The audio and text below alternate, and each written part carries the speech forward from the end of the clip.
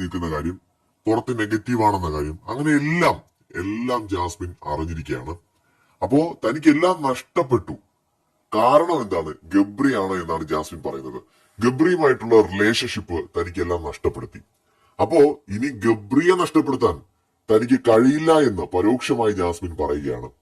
തന്റെ നഷ്ടങ്ങൾക്ക് കാരണം ഗബ്രിയാണെങ്കിൽ ആ ഗബ്രിയെ നഷ്ടപ്പെടുത്താൻ താൻ ഉദ്ദേശിക്കുന്നില്ല എന്ന സൂചനയാണോ ജാസ്മിൻ നൽകുന്നത്?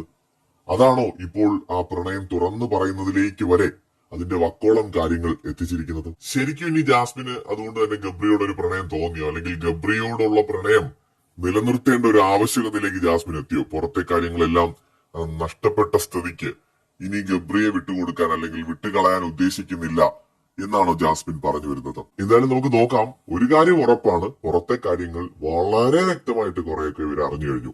സോ കൂടുതൽ അപ്ഡേറ്റുകളുമായി വീണ്ടും കാണാം.